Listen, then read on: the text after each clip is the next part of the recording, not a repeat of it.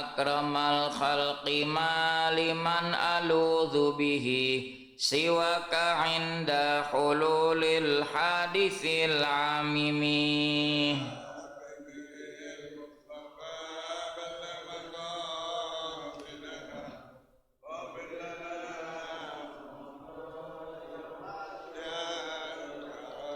Muhammadun sayyidul kaunaini wassaqalaini wal fariqaini min urbin wa min ajami.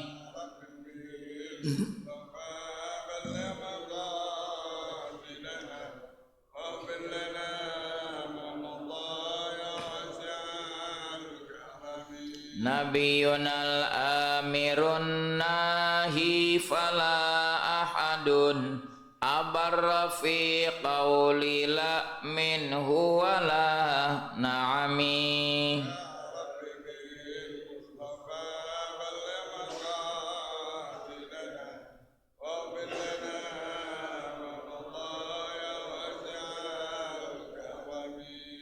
Huwal habibul ladzi turja syafa'atuhu likulli hawlim minal ahwali muqtahami.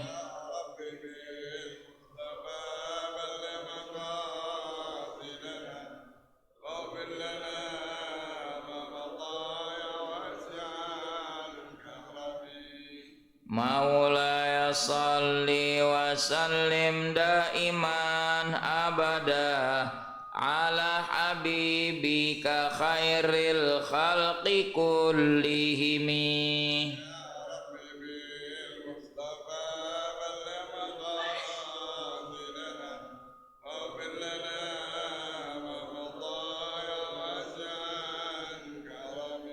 Allahumma salli wa sallim wa barik alaih.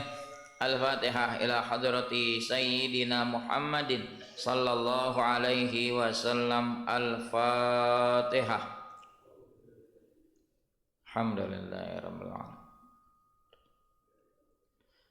Iyyaka na'budu wa iyyaka nasta'in. Ihdinas siratal ladzina ghairil maghdubi alaihim waladdallin. Bismillahirrahmanirrahim. Alhamdulillahi rabbil alamin. Wassalatu wassalamu ala asyrafil mursalin Sayyidina Muhammadin wa ala alihi wa sahbihi ajma'in, amma ba'du. Jamaah Masjid Al-Ikhwan rahimakumullah. Alhamdulillah hari ini bertepatan 10 Muharram atau lebih dikenal dengan Asyura. Maka kita tidak mengkaji sementara kajian kitab fikih rumah tangga, tapi kita membaca doa bulan Asyura. Nanti akan kita kupas. Ikuti bersama-sama doa tersebut. Bismillahirrahmanirrahim.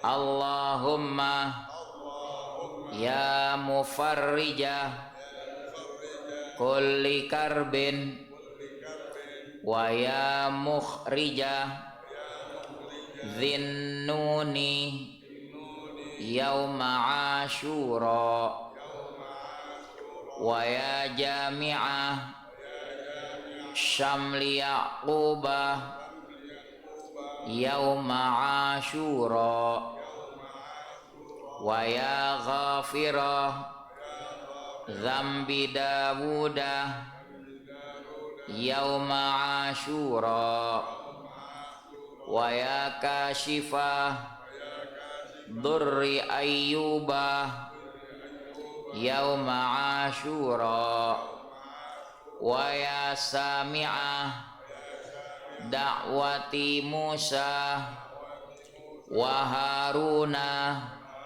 yauma asyura wa ya khaliqah ruhi Muhammadin sallallahu alaihi wasallam yauma asyura wa ya rahmanad dunya wal akhirah wa atil umri fi ta'atika wa mahabbatika wa ridaka ya arhamar rahimin wa ahyini hayatan thayyibah wa tawaffani alal islami wal iman ya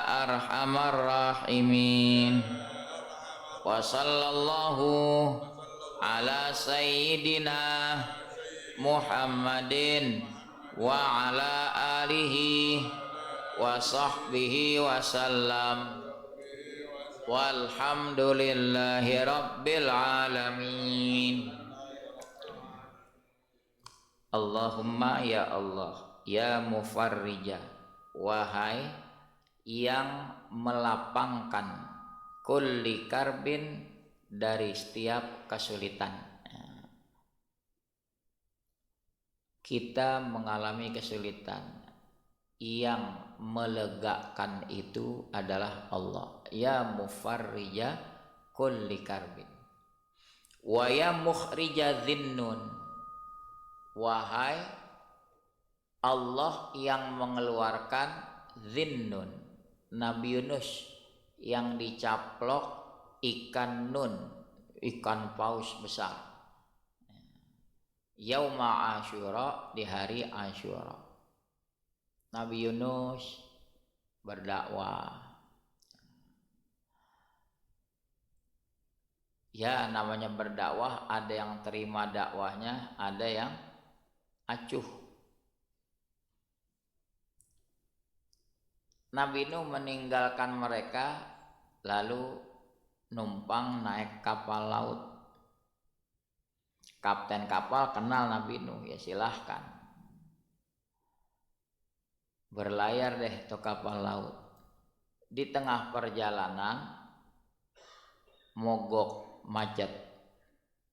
Kapten kapal sudah mengerti kalau kapal mogok pasti kelebihan beban muatan.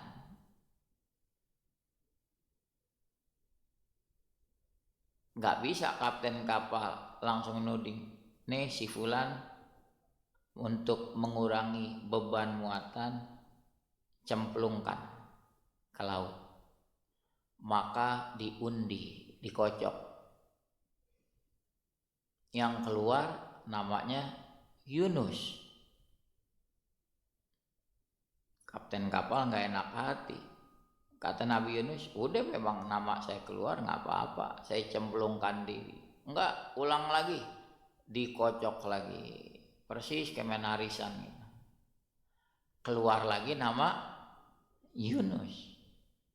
Kocok lagi ketiga kali, keluar lagi nama Yunus. Kata Nabi Yunus, memang saya yang mesti keluar dari situ. Dia meloncatkan, menceburkan diri ke laut. Persis ikan nun mangap mulutnya, caplok. Subhanallah, tuh ikan gede banget di dalam perutnya, kayak lapangan bola. Ini bukan dongengan. Nah, kalau ikan paus gini hari aja masih ada yang lebar mulutnya, kalau dijajarkan 50 orang berdiri itu masih nampung mulutnya. 50 orang berjajar diri, dia masih nampung nyaplok. Apalagi ikan zaman dulu besar-besar. Nah, 40 hari dia berada di perut ikan, seraya mengoreksi diri. La ilaha illa anta subhanaka inni kuntu minadz zalimin. Terus diulang-ulang sampai ikannya ini mules rupanya, disembur tuh. Keluar Nabi Yunus di tepi pantai, yaitu pada hari Asyura. Ini yang dibilang wa ya mukhrija dhinnuni yauma Asyura, wahai Allah yang mengeluarkan Nabi Yunus pada hari Asyura. Dikeluarkan dari mana? Dari perut ikan. Ada hikmahnya itu. Kalau Nabi Muhammad mi'raj ke langit, Nabi Yunus bukan mi'raj, di dalam perut ikan, ke dasar laut. Dia lihat tuh macam-macam makhluk di sana. Selanjutnya, wa ya jami'a syamli yaquba yauma asyura, wahai yang menghimpun keutuhan Nabi Yakub pada hari Asyura.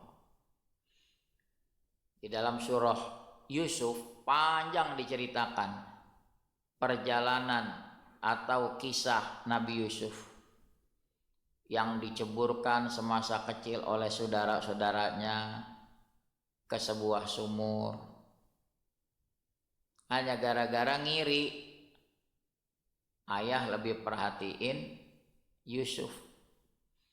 Nabi Yusuf punya abang nih 10, lain ibu.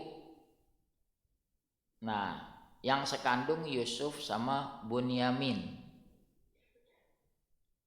Sedangkan yang 10 beda ibu. Menurut mereka Nabi Yakub pilih kasih, padahal Nabi Yakub tidak bersifat seperti itu. Cuma kalau orang baperan bisa aja nggak? Ya anaknya merasa ini ayah lebih perhatian kepada Yusuf. Nah, dianggap Yusuf ini batu pengganjal.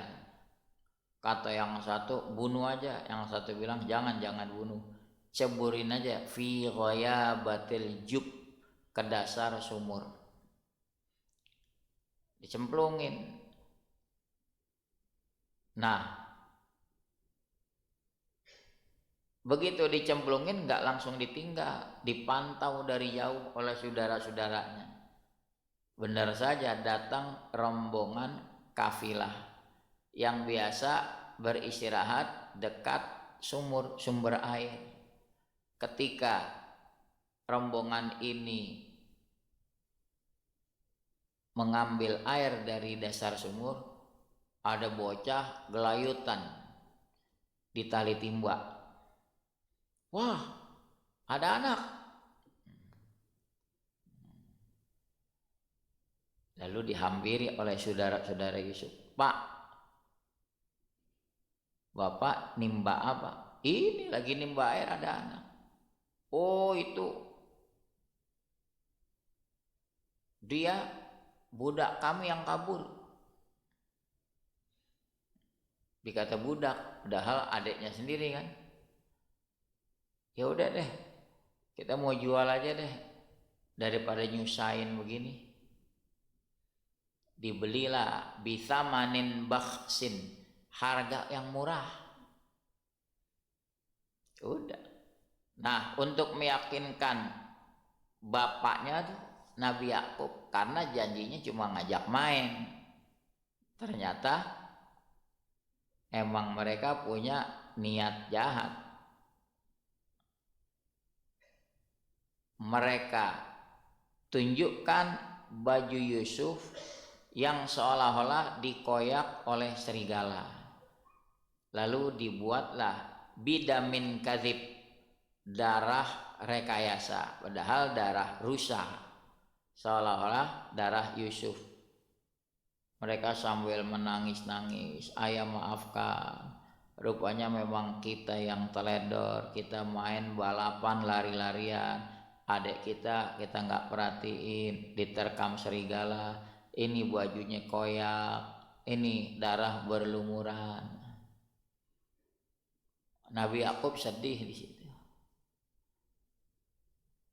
Kesedihan itu berkepanjangan sampai air matanya udah habis. Akhirnya nggak ngelihat. Balik ke Yusuf. Yusuf perjalanannya panjang itu.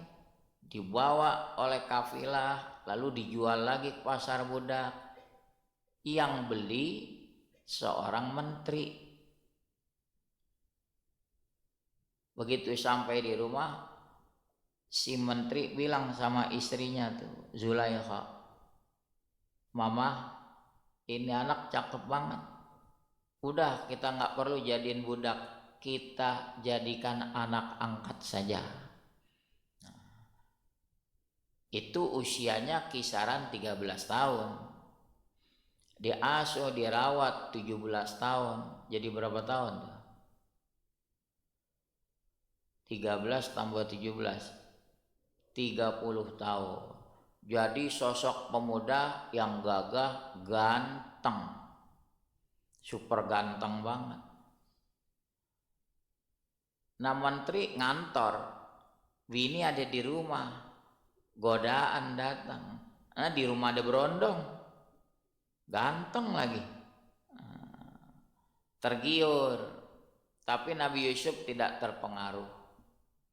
Hai talak, ayo mas, ayo. Gak mau. Ma'adallah, saya berlindung pada Allah. Karena kagak mau, dikejar, diuber.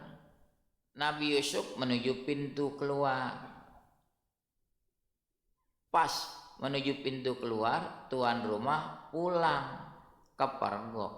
Ini ada apaan nih? Mana napasnya pada sengal-sengal, ngos-ngosan. Kan konotasinya udah beda.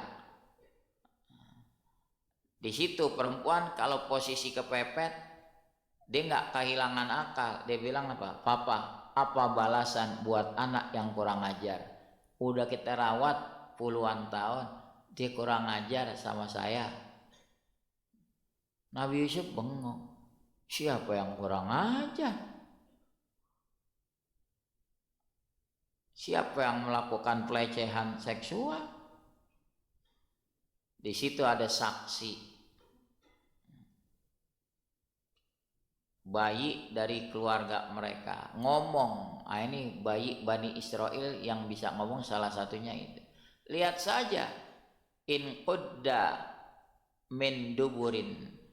Kalau robek, dibetot baju Yusuf dari sebelah belakang, berarti Yusuf benar namanya dikejar.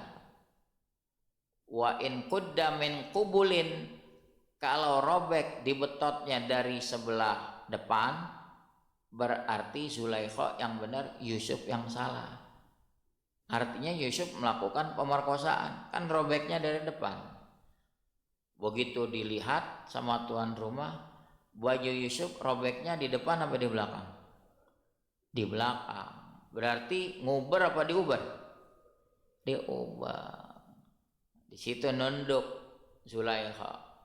Kata suaminya, tobat kamu. Sedangkan Yusuf posisinya kan udah benar, korban namanya. Yusuf dijeblosin ke penjara. Kata Yusuf, as-sijnu ahabbu ilayya mimma tad'unani ilaihi. Penjara lebih saya sukai daripada apa yang mereka propagandakan kepada aku. Itu pun dipesan sama tuan rumah, Sup, keep, jaga omongan, jangan sampai bocor. Nabi Yusuf dengar kata, ya baik. Harusnya yang dipenjara siapa? Zulaikha, yang nguber Zulaikha. Nah, itu perjalanan panjang Nabi Yusuf. Udah terpisah sama ayahnya. Saya nggak kupas lebih panjang lagi di sini. Sampai satu waktu di kemudian hari Yusuf jadi raja, ya. Abang-abangnya yang dulu pernah jeblosin dia di kampungnya lagi kesusahan, pacak klik. Nah, bagaimana dia melihat ada seorang raja di Mesir, rajanya baik, suka bantu, datang tuh. Ini barang yang bisa kami barter, kami butuh makanan pokok. Nah, itu panjang ceritanya. Sampai pada akhirnya disitulah Allah pertemukan kembali Yakub yang sudah buta dengan Yusuf. Inni la ajidu riha Yusuf. Dia ngendus, saya nyium bau Yusuf. Laula antufannidun. Kata anak-anaknya, ayah masih halu aja mikirin Yusuf melulu. udah kagak ada Yusuf. Tapi firasat orang tuanya tuh lebih tajam. Dia dalam keadaan buta datang ke Mesir, ditunjukkan oleh Yusuf yang udah jadi raja baju yang dulu pernah dikoyak, lalu ditempelkan ke mukanya, melek dengan izin Allah. Itulah pertemuan Yakub dengan putranya Yusuf selama 40 tahun gak ketemu. Gimana rasanya bapak sama anak 40 tahun kemudian ketemu. Ketemunya 10 Muharram. Jami'a Syamli Yakub. Kemudian wa ya ghafira dzambi Daud yauma Asyura. Wahai yang mengampuni dosa Nabi Daud hari Asyura. Ini sedikit kita bahas. Emang Nabi berdosa? Kan Nabi punya sifat maksum. Nabi siapapun punya sifat maksum, tidak melakukan dosa. Ini yang dimaksud dosa di sini, kekeliruan yang tidak menjurus kepada maksiat. Ya dulu di zaman itu nikah kagak ada batas kayak umat Nabi Muhammad maksimal 4. Nabi Daud udah punya istri 99 kayak Asmaul Husna, raja juga. Lalu dia menikahi lagi satu wanita. Cuma hati-hati sekali di sini. Ada tafsir Israiliyat, pengaruh dari Israiliyat. Mustahil seorang nabi melakukan itu. Hanya gara-gara tertegun melihat bini panglima mandi. Itu Israiliyat gitu. Masa iya Nabi Daud ngintipin bini orang mandi? Mustahil enggak? Iya. Tapi ada itu. Menceritakan begitu. Hati-hati itu. Kalau kasih buku sejarah Nabi kepada anak-anak, kita sortir dulu. Itu dibahas oleh tafsir-tafsir muktamad, bukan.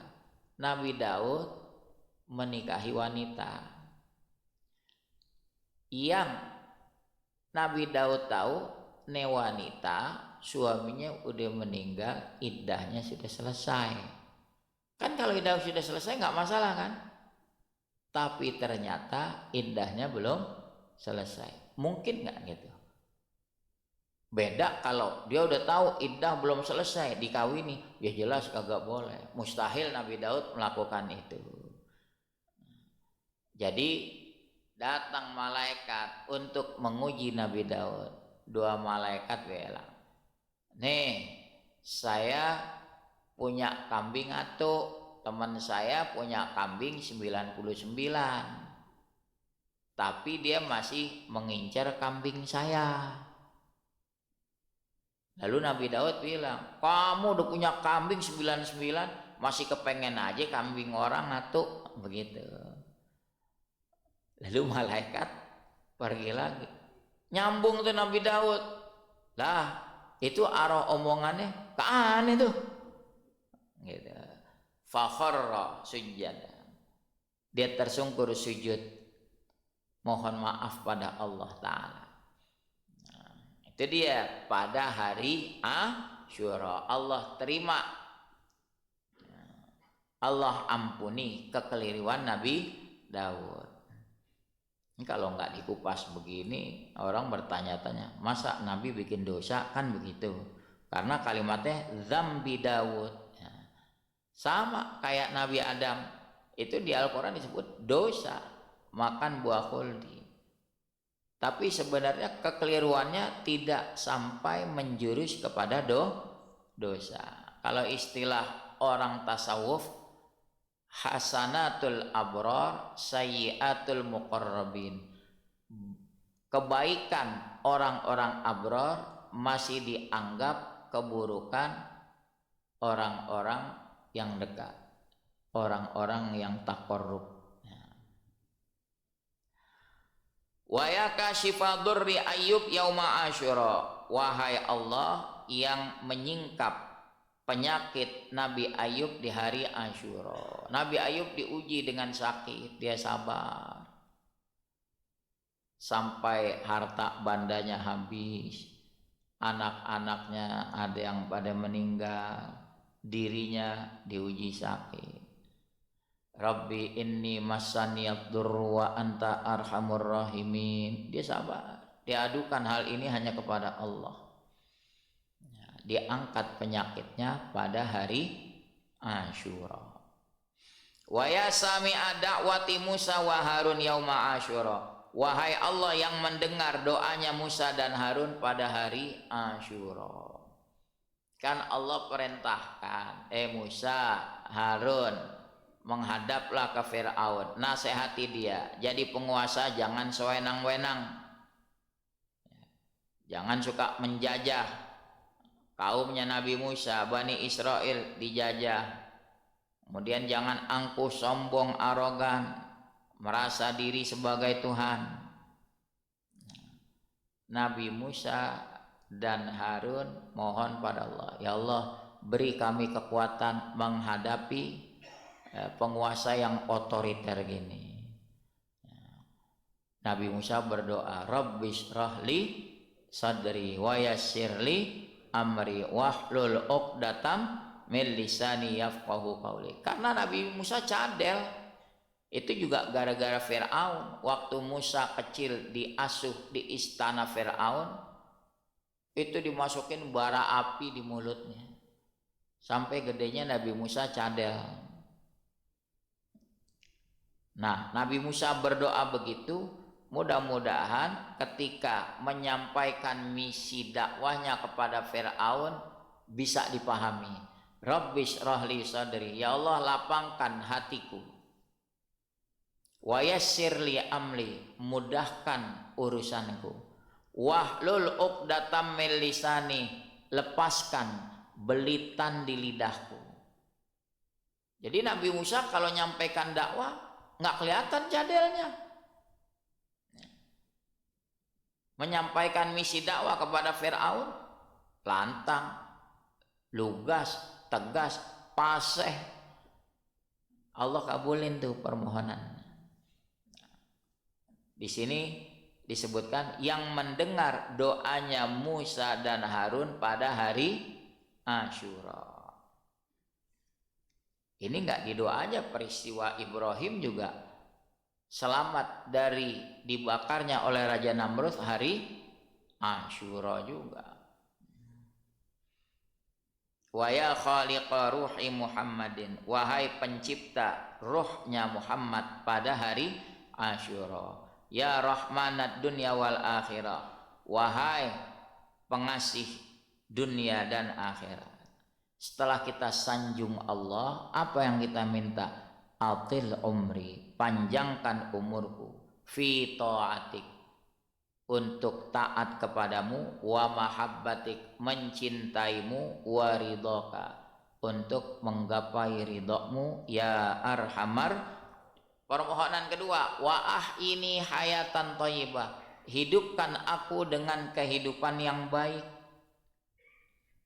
Ya hari Asyura, hidupkan aku dengan kehidupan yang baik. Kalaupun kau wafatkan, wa tawaffani alal islami wal iman, wafatkan aku dalam keadaan Islam dan iman, ya arhamar rahimin. Itulah kandungan daripada doa Asyura. Hari ini kita disunnahkan juga berpuasa. Fadilahnya besar, bisa menggugurkan dosa setahun yang lalu. Lalu yang kedua, Nabi anjurkan di hari Asyura melapangkan rizki. Siapa-siapa yang melapangkan rizki kepada tanggungannya di hari Asyura, Allah lapangkan rizki kepadanya setahun penuh ke depan. Konkretnya gimana? Ntar pulang ngaji nih, tuh anak-anak kita uang jajannya tambahin, uang belanja bini kita tambahin, mampir ke rumah orang tua berbagi rizki. Itu yang diajarin begitu. Ngejor satu hari ini, kita royal di satu hari Asyura ini, Allah royal sama kita setahun penuh diganti. Mau obyekannya lancar, mau usahanya laris, dagangnya maju, hari ini Asyura. Bukan saja ke anak yatim, itu bagian daripada tanggungan eksternal. Tanggungan internal ya anak, istri, orang tua. Masya Allah. Ini kalau mau dikembangkan hadis ini, Masya Allah. Saya suka bilang DKM masjid hari Asyura, uang jajan merbot tambahin. Setuju nggak? Masya Allah. Habis ngaji pagi-pagi udah vakum tuh karpet. Tumben lo pagi Asyura. Yang jadi ketua RT, ketua RW, toh hansip hari Asyura kasih bonus nih, Kong. Wah, dia begadang matanya kayak beling. Kong nggak ngantuk? Nggak, Asyura. Bolehan. Antum yang punya usaha, karyawannya tambahin uang makannya. Nih, ini dalam rangka apa nih? Bonus Asyura. OB-nya, security-nya, petugas cleaning service-nya, ya dia berharap, ya Allah ya Rabbi, seandainya tiap hari Asyura terus puasa dong lah. Bukan maksudnya bonusnya. Ya Allah, ada pembantu rumah tangga, tambahin uang jajannya. Pak, ini dalam rangka apa nih? Asyura, bukan gaji, ini bonus Asyura. Ya Allah, mampir ke rumah mak kita, dia girang banget, itu buka amplop, ini apa nih? Bonus Asyura, doain ya mak ya. Begitu dia lihat, Masya Allah, cepean 10 lembar ya. Dia doa saking girangnya, ya Allah ya Rabbi, mudah-mudahan tiap hari Asyura terus. Udah kita jangan komentar, bonyok mak tekor bandar, jangan begitu, udah amin aja udah, amin ya. Mudah-mudahan bisa dipraktekin tuh, nggak mesti didobelin hadirin, sesuai kalau emang kemampuannya ada, tuh anak tuh istri kasih jajan, jangan kata double, triple kasih tuh. Begitu. Ini kita bahas begini adang nyawa lah, ATM udah dipegang sama bini, ini sih ATM dipegang sama bini, udah tak kunci. Mudah-mudahan bisa dikerjain. Wallahu a'lamu bissawab. Bismillahirrahmanirrahim. Alhamdulillahirabbil alamin. Allahumma shalli ala sayyidina Muhammad wa ala alihi wa sahbihi ajma'in. Allahumma hdina bihudak waj'alna mimman yusari'u fi ridha wa la tuwallina waliyan siwak wa la taj'alna mimman khalafa amraka wa fa hasbunallahu wa ni'mal wakil, la haula wa la quwata illa billahil aliyyil. Wa sallallahu ala sayyidina Muhammad wa ala alihi wa sahbihi wasallam. Walhamdulillahirabbil alamin. Assalamualaikum.